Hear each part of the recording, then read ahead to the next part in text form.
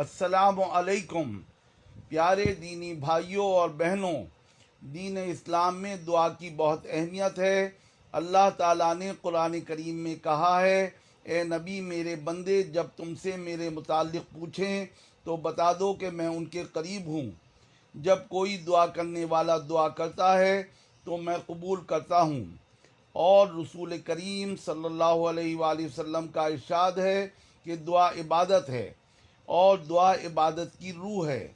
अल्लाह के यहाँ कोई चीज़ और अमल दुआ से ज़्यादा पसंदीदा नहीं। जब हम अपने रब से दुआ मांगते हैं तो वो खुश होता है। प्यारे नबी की ज़िंदगी को हम देखें तो आपने हर हर मौके पर दुआ की है। अल्लाह का दरबार सबके लिए खुला है, चाहे छोटा हो, बड़ा हो, अमीर हो, गरीब हो, परहेजगार हो, यहाँ तक के गुनाहगार ही क्यों न हो। जो भी रब को पुकारता है रहीम व करीम उसकी सुनता है। बहुत से लोग कहते हैं कि हम गुनाहगार हैं, परवरदिगार हमारी दुआ कहाँ सुनेगा। रब करीम सबकी सुनता है। कुरान करीम में है कि जब शैतान मरदूद ने अल्लाह से दुआ की कि क़यामत तक मुझे ज़िंदा रखना, तो अल्लाह ने उसकी दुआ भी कबूल की।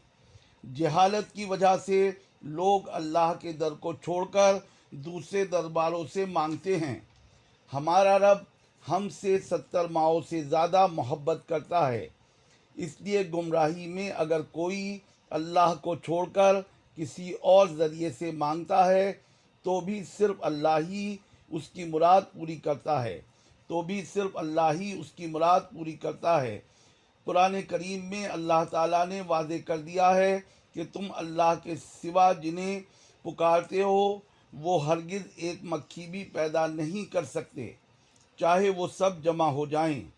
अल्लाह के सामने रोकर, गिड़गिड़ाकर, तड़प कर, मिस्कीनी और इखलास के साथ दुआ मांगना चाहिए। आखिर में मैं ये दुआ करता हूँ कि अल्लाह ताला आप सबकी परेशानियाँ दूर करे और तमाम दुआएं कबूल फरमाए। आमीन सुम्मा आमीन। अस्सलामु अलैकुम। पिछले हफ्ते हमने दुआ की अहमियत पर बात की थी। इस सिलसिले को आगे बढ़ाते हुए दुआ से मुताल्लिक़ चंद और अहम बातें अर्ज़ करूँगा। रसूल अकरम सल्लल्लाहु अलैहि वसल्लम ने फरमाया कि रिज़्क़ हराम खाने वाले की दुआ अल्लाह कबूल नहीं करता। प्यारे नबी ने दुआ मांगने का तरीक़ा बताते हुए फरमाया कि अल्लाह की हम्द सना के बाद दुरूद पढ़कर दुआ की जाए तो दुआ ज़रूर कबूल होगी। हज़रत उमर रज़ियल्लाहु ताला अन्हु फरमाते हैं, दुआ ज़मीन और आसमान के दरमियान ही रुकी रहती है जब तक दुरूद न पढ़ा जाए। इसमें आज़म के वसीले से जो दुआ की जाती है वो दुआ अल्लाह रद्द नहीं करता। हमारे नबी ने फरमाया, दुआ मांगते वक्त या ज़ल जलाल वल इकराम के अल्फाज लाजिम पकड़ लो। हम लोग आम तौर पर कोई परेशानी आ जाए तो ही दुआएं करते हैं, जबकि इरशाद बारी ताला है कि अगर यूनुस अलैहिस्सलाम खुशहाली में हमें याद न करते तो परेशानी में हम उनकी दुआ कबूल न करते। इसलिए खुशहाली में भी कसरत से दुआएं करनी चाहिए। हर दुआ किसी न किसी शक्ल में कबूल होती है। हमारे नबी ने फरमाया, या तो इंसान ने जो मांगा है वो ही दे दिया जाता है, या दुआ के बदले आने वाली मुसीबत रब करीम टाल देता है, या उसका अज्र सवाब आखिरत में ज़ख़ीरा कर दिया जाता है। वैसे तो दुआ हर वक्त और हर जगह कबूल होती है, पर कुछ लम्हात और कुछ जगह ऐसी हैं जहां दुआएं ज़्यादा कबूल होती हैं, जैसे तहज्जुद में, अज़ान और अकामत के दरमियान, सजदे में, जुमे के दिन और असर और मगरिब के दरमियान, बारिश के वक्त, रोज़े में और अफ्तार के वक्त, शब कदर में और सफ़र में दुआएं ज़्यादा कबूल होती हैं। कुछ लोग ऐसे हैं जिनकी दुआएं अल्लाह ज़्यादा कबूल करता है, जैसे मज़लूम की दुआ, बीमार की दुआ, बाप की दुआ औलाद के हक़ में, और नेक औलाद की दुआ वालिदैन के हक़ में, और अपने मुसलमान भाई के लिए उसकी गैर मौजूदगी में मांगी गई दुआ। رب کریم ہمیں زیادہ دعائیں مانگنے کی توفیق عطا فرمائے اور اپنی رحمت سے ہماری ساری دعائیں قبول فرمائے، آمین یا رب العالمین۔ السلام علیکم۔ اللہ تعالیٰ نے انسان کو بے حساب نعمتوں سے نوازا ہے۔ توبہ اور استغفار بھی رب کریم کی طرف سے ہماری فلاح کے لیے ایک بہترین تحفہ ہے۔